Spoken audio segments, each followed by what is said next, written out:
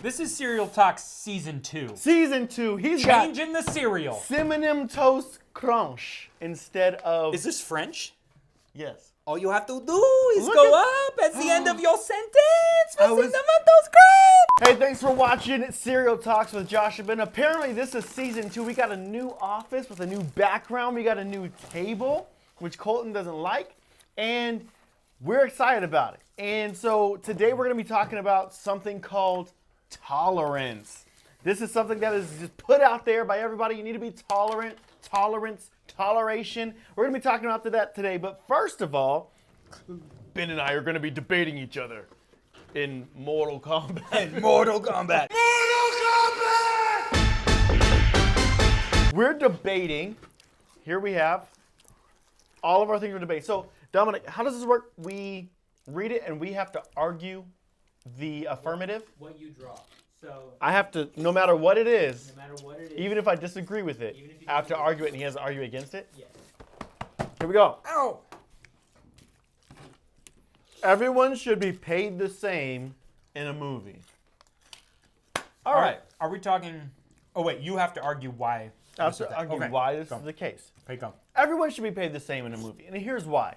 Cast Did not and crew? Everybody on the production? everybody who's there, everybody who Okay. shows up. Okay. Okay. Now, to say that one person is more important than the other, I believe is highly discriminating. Everybody had to drive there. Matter of fact, some people probably paid their own money to get there. That's true. When they're there, if it were not for the extras, you wouldn't really have a very good movie. It doesn't matter how big your person is. If the extras aren't there, then it just looks like two people dialoguing in front of a green screen. Excuse me, blue screen, whichever one they have chosen to use. We need these extra people. If it's not for each person doing their part, this movie doesn't happen. So as a whole, everyone, even the smallest part, had to be taken. And so you just take the income from the movie, divide it up equally between everybody, and boom! Okay, so you're telling me everybody shows up. Even the guy that just sets the table for catering for lunch deserves to get paid what Tom Cruise deserves to get paid, who learned to fly a helicopter for the last Mission Impossible. Imagine Tom Cruise has diabetes. The snack guy doesn't show up to make sure his blood sugar stays regulated. Tom Cruise passes out in the middle of the scene. Yes. Tom Cruise, at one point in his career, got all of his teeth pulled to put perfect teeth in. That deserves getting paid more. You win.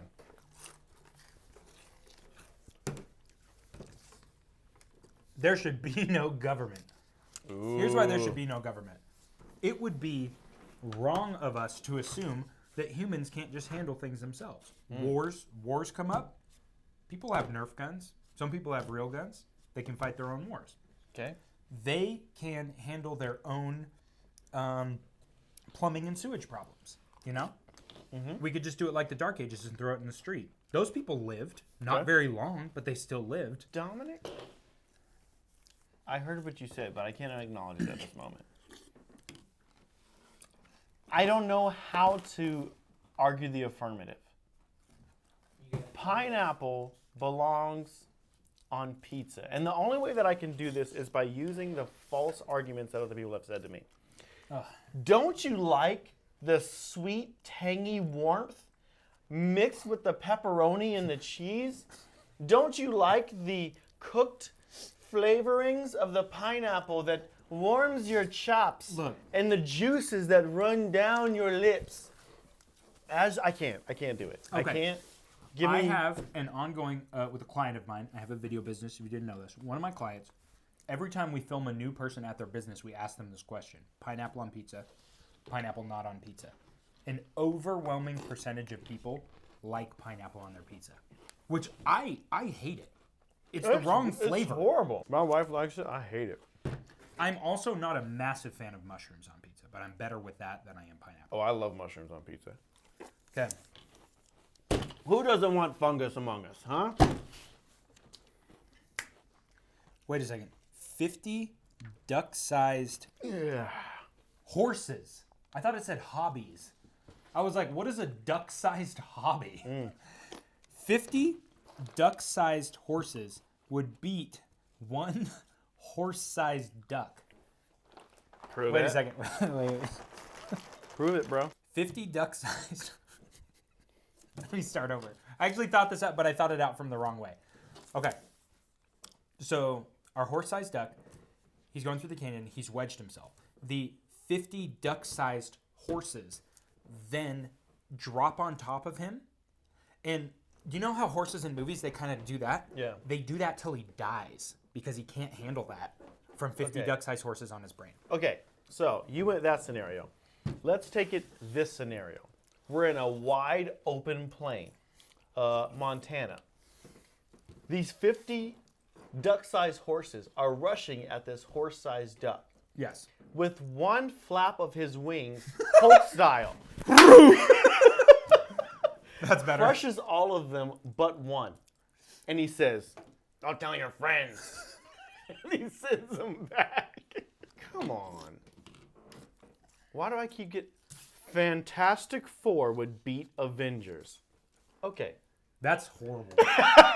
I'm supposed to argue the affirmative. And here's why the Fantastic Four would beat the Avengers. First of all, we've got Mr. Rubberman. Because I don't remember his... Mr. Fantastic. Reed Richards. Richards, yes. We have him. Who should be played by John Krasinski in this Marvel Cinematic Universe. And the stretchy guy... First of all, super stretchy, right? So no matter what you throw at him, he's throwing it back at you. So Thor's like, Mjolnir, throws it at him. And he's like, right back at Thor. Thor ducks, but hits Spider-Man. Spider-Man's out, gone, right? Invisalign, what's her name? Invisible Woman. Invisible Woman. Invisalign. Her only power is fixing teeth. Those teeth look crooked. Invisigirl, she's running around, nobody can see her, and all of a sudden, bam! Force field pops up around them. She picks them up, chucks them into space. Okay, Are you they done? can't breathe, die. So far, I'm still winning. I've got two All right, more keep going. fantastic people to go. Sorry. Okay, this includes the Hulk because the Hulk obviously is powerful, but she throws him into space. He's just in space. All right, she can't kill him obviously, but he's in space. The Invisible Woman does not have super strength. But she can make her force field do what she wants. Okay. Then you have the Human Torch guy who is basically making it so bright that nobody can see, makes it bright as the sun. All of their corneas evaporate. Look out, kids! It's Captain Flashlight. All of their corneas evaporate. Once that happens, it's over for all of them except for Black Panther. Except for Daredevil. Except for Daredevil because he doesn't need his corneas. So it's just him that's left over. And then we just got Thing, and he runs over, punches him into oblivion, and there you go. All right. They just I'm going to defeated the take one Avengers. member of the Avengers, Scarlet Witch. She erases the Fantastic Four's memory that they have any powers, and then just crushes them into a ball of human flesh and burns them. That's if she gets a chance to before. But she can rewrite time. But that's if she gets a chance What? to. Oh, she already did it. But that's if she gets Whoop, a chance. she already did it. But that's if she. Let's jump into our topic: tolerance. Toleration. Toledo. Tolerance. What is tolerance? Tolerance is defined as the ability or willingness to tolerate something. I didn't realize that I used the Williams Webster's Is that the Webster Merriam. Dictionary? They use the Merriam, word right. in there. The willingness to tolerate something, especially opinions or behaviors that one does not agree with. I love it when the definition of a word is the word. Yes. Love? Love. Yeah. So let's talk about this. Ben, tolerance is it's a buzzword. It's a big thing right now. And I feel like there are some issues with it. And I want to know, what are your thoughts on tolerance? What do you think some of the issues are? I'm going to explain some of what mine are. And here, you that are at home, I know that at home, why are they at home? You who are watching, I know that you've heard this. Well, we need to be tolerant of other people. And, Yeah. and oh, you got the coexist bumper stickers? the coexist bumper stickers.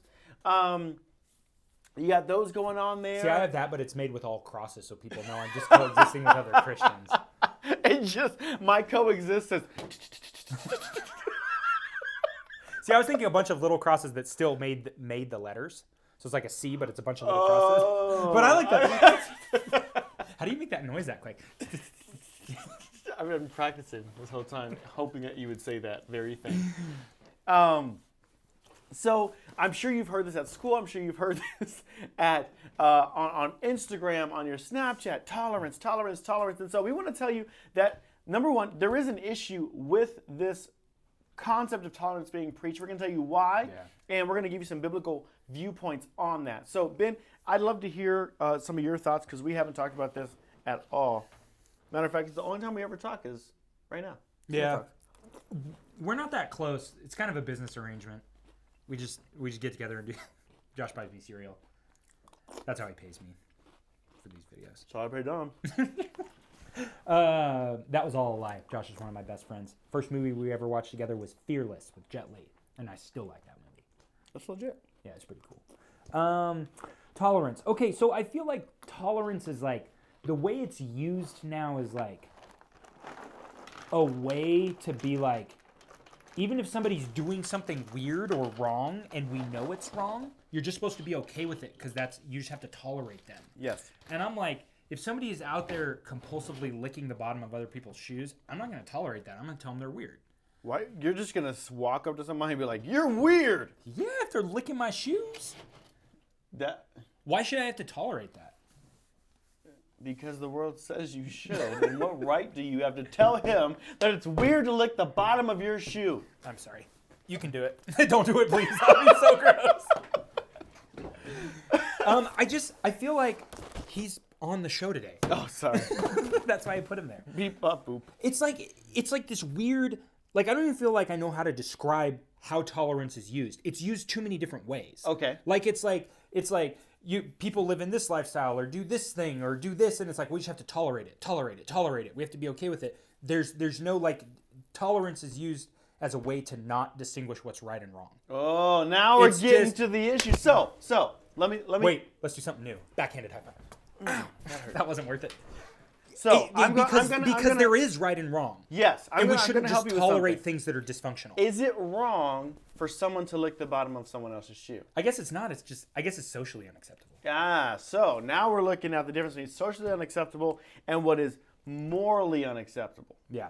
All right. So now we have to come to. So is this social tolerance or moral tolerance? What are we talking about? Now we're looking at both, because social tolerance and moral tolerance can coincide, but they don't always. Yeah. Right? Yeah. So, for instance... But I feel like the problem with the world is that social and moral tolerance have just morphed into this monster of tolerate everything. Yeah. Because in some societies, it is, in some cultures, it is normal for them to go and like if they see a baby, they pick it up, they talk to it like, oh my goodness, that's just normal. Yeah. But in America, if I just walk up to somebody's baby and I'm like, oh my goodness, you're so cute, like... I'm going to get arrested. Yeah. But so that's a social thing. It's just one of those things where it's different for us. But I think what has happened is they have tried to say tolerate things usually as a way to excuse sin. Yeah. Okay? So again, we're not talking about, hey, you're a little different because you go to a school where everybody's into sports, but you're into art, or you're into drama, or you're into, chess. But everybody else is in. So it's art, different. Drama. Oh, what's the third thing? Chess. Hey, there's somebody who likes chess that felt very accepted right now. And I was not saying that's not okay. I like Josh. And talk about how we say words sometimes. So that's different when it's there, but. If you are excusing sin by saying you need to be tolerant, it's the same thing as basically a doctor saying, hey, this person has cancer, but let's call it something else so they don't feel bad about it. Yeah. And then you don't fix the problem. Yep. And so tolerance has become that. So I think the big problem is that Christians have bought into the concept of tolerance when really what Jesus didn't teach, he didn't teach tolerance, he taught love. Yeah. And love is telling somebody when they're doing something wrong, not just tolerating it. And why do we tell them when they're doing something wrong? Because we want them to succeed and we want them to be better than they are now. Thanks for watching Cereal Talk. So you're telling me that love sometimes requires us to tell somebody when they're wrong so that they can come into doing what's best for their life? Say yes. See. Yes. Because it's the same concept of like, why do I discipline my children? Because I love them. Exactly. And I want them to be functioning human beings and not make terrible choices and stuff. But if I just tolerated their bad behavior, or if I just tolerated all the weird stuff they do, like take each other's toys and fart in each other's faces and stuff. They do that? No, not really. Oh, I just want to man. say fart. But if I let them be that way and never discipline them and show them a better way to be, then I am not loving them. I'm just letting them be terrible humans. Exactly. I think one of the problems is that society says that love equals agreement. Yeah. That to love someone... Do you love your wife? Yes. Do you guys disagree on stuff? No. Hi, babe. But Yes, we do. you do. But you love her, and Yes. you love her unendingly. If Yes. you just never if you guys never disagreed and you always just tolerated everything and you never talked about anything, then you'd get resentful. Yeah. And you'd get when you should, because you love each other, you want both of you to be better. Exactly. Exactly. This was a good movement. Yes. Did you feel it? Can you put sparkles? Or fire? The lava from the Star Wars thing. Palpatine.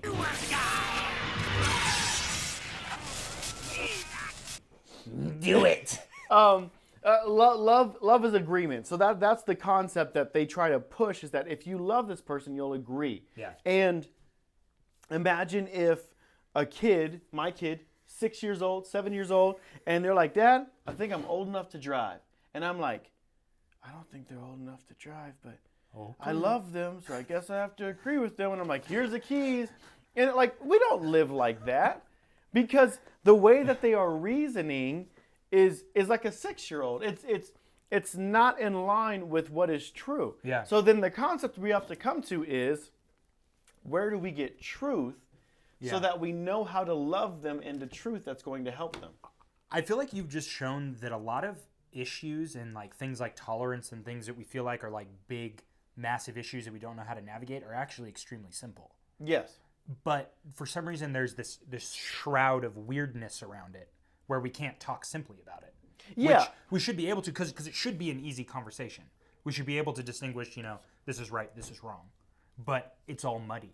Well, and part of it's money is because we've stopped using God's word and God as the center point of what's right and what's wrong. Yeah, because if we don't have that, what's right and what's wrong? Why is it not okay for me to murder you? Exactly. As soon as you get rid of a moral center, you stop having a reason anything's wrong. Yeah, can I cheat people now? Can I sleep with whoever I want? Can I you do do whatever, whatever I you want? want? Because if there's no moral center telling us exactly what to be and how to act, then we're just wild. And right? then even the people who are telling you need to be tolerant of what those people are doing have no right to tell me to be tolerant, because they have no moral grounding to say why I should be.